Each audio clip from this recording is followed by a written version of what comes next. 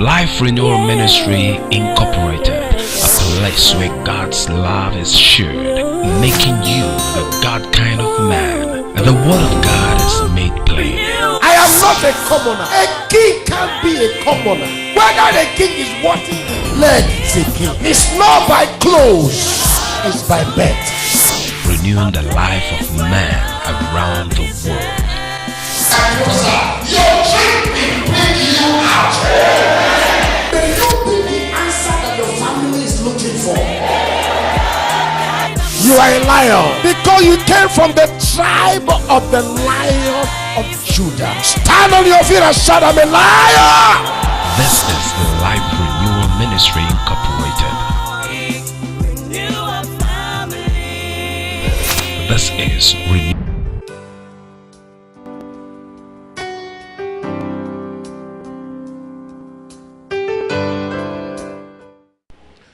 Second Corinthians chapter 12. I'm reading from verse 8.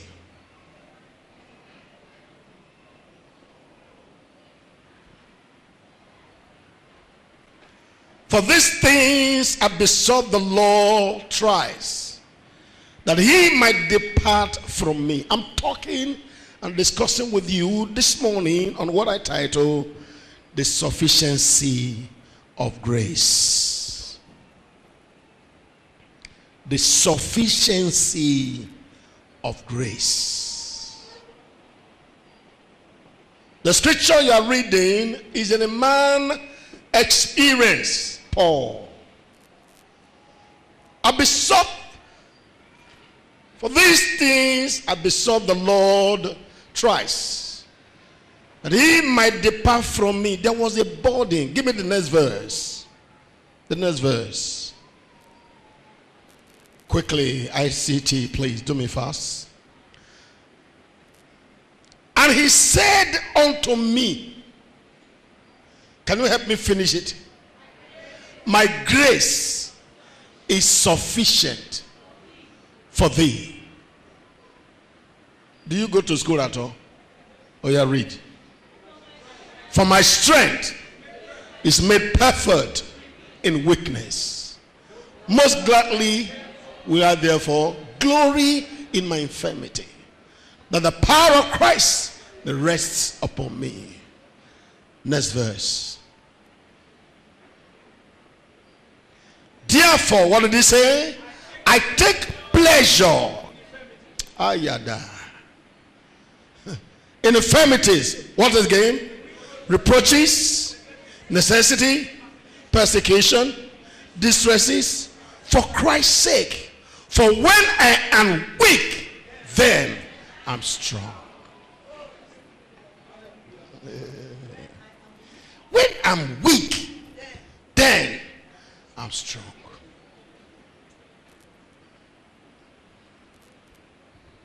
The greatest problem that man have on earth is when trying time come, how do I overcome it? Most people have gone down the drain when challenges come. Most people have become confused in life when challenges come. Some have become sadists.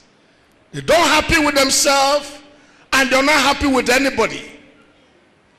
And some people have caused the day they were born, the father, the mother that gave birth to them. That I wish a big man gave birth to me, I would have not been like this. But Paul had the secret. I gladly therefore, how can you be happy in infirmity? Have you somebody dancing when he's sick? Has somebody smiling when things are bad? But Paul discovered a secret. He said, I therefore, I'm glad, take pleasure in persecution, in reproaches. When this trouble come, then I became happy. He sought the Lord, listen to me, 3 times because of one problem he was facing 3 times. And the answer, everybody listen to me. He said, God should take away this infirmity from me. That is why I sought him 3 times. The answer that I received from God, therefore, was different from the one I was expecting. I was expecting God to take it away. But what did he say to me? He said, my son, my grace is sufficient for you. For my power is made manifest in your weakness. Adagodo. I wish believers will know what they have and what they carry. The trouble and the tribulation of the world have nothing to do with you. It's not that it's not going to come, because as long as you dwell under the sun, what unbeliever face, you will also face it. But there is something you have that make you different from what they also have that they are facing life.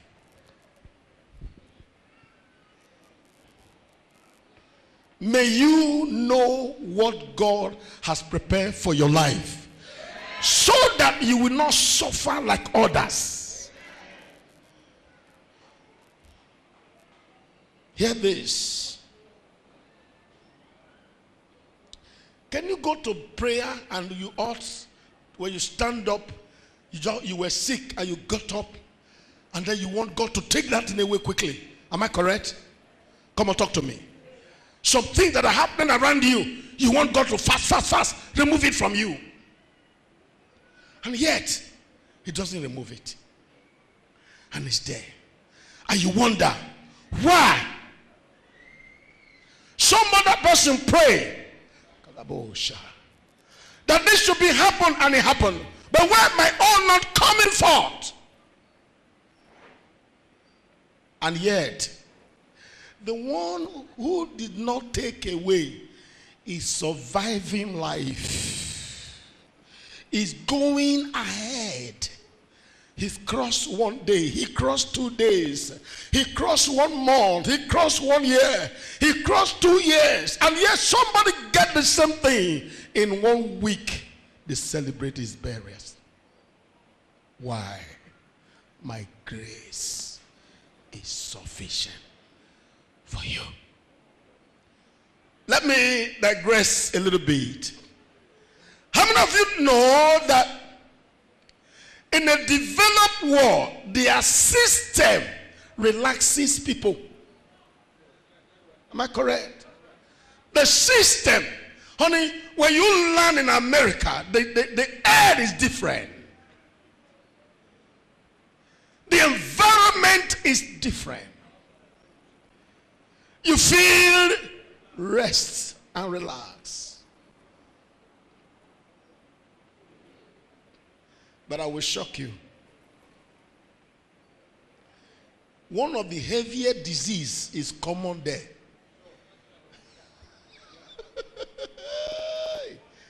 They die of more terrible disease than you that is in a harsh environment. It is grace. One of my sons told me, who live in Spain, he said when they go up there, he said they were saying things are hard, so some will drink poison. I can't take this, I can't take this, I can't take this. They will just die.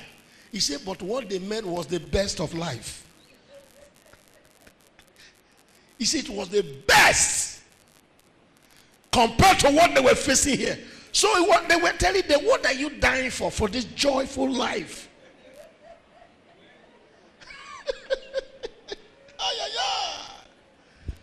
To them it's worse because he has not been like that. But to those of us who went there, they were in heaven. Some are dying and some are rejoicing. Help me tell yourself, Lord, grant me your grace. That's why I said David went into my message. I will sue him for that. He dived into it. It's a good one. I thought I should sue him. Adada. Somebody in the house, grace is coming to your direction. I can't hear your amen if you are here. I define grace in my own definition. Grace is the manifestation of the kindness of mercies of God shown to man in his wickedness. Grace is the manifestation of the kindness of God and his mercy shown to a man in his wickedness. Because if God has to look at the wickedness of man, God will never forgive man. I don't know whether you believe what I'm saying. Yes, sir. That's grace. The second part of grace. Grace is God imputing his unlimited ability into man's inability and limited life to enable him to do what he would have not ordinarily able to do. Grace is unlimited ability of God infused or impart into man limited ability to make him do what ordinarily he cannot do. Yada. That's why Paul said, I am what I am, but the grace of God. That great man. Listen, ladies and gentlemen. Don't be like Nebuchadnezzar, who sat on his chair. When he looked everything around him, he said to himself, my strength have given me all this. Sit down, don't mind anybody. The Bible said, as the words were in his mouth, God who made him, the grace that made him, said, I will show you that it's not by your strength. He turned into animal. Can I warn you? Can I encourage you? Don't let anything get over your head above God. You are inviting trouble. I say that again. Don't let anything get over every success, every breakthrough, every achievement you have ever made in life. If it get over your head above God, you are inviting trouble. That is the first thing the enemy, Satan, did. The Bible describes Satan as morning star. And Isaiah said he was the most beautiful angel. He walked on top of fire.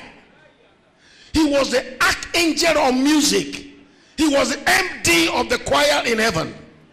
He was in charge. He commanded the angel to worship God until his talent get over his head. His beauty get over his head. And he felt that one of the things he says, I will build my throne above God. I will be like the Most High. God says impossible. You, I created you. You, I made you. You, my grace helped you to be a singer. And you come to the point and you say you will be above me. You will stay in heaven. I will send you down to the earth. And there was no place found for him in heaven. And they cast him down. And the last casting is coming for him to the bottomless pit. That's what we are preparing for. We are preparing him for the bottomless pit. That's where he will land when he forgot that it is grace that brought him to that place.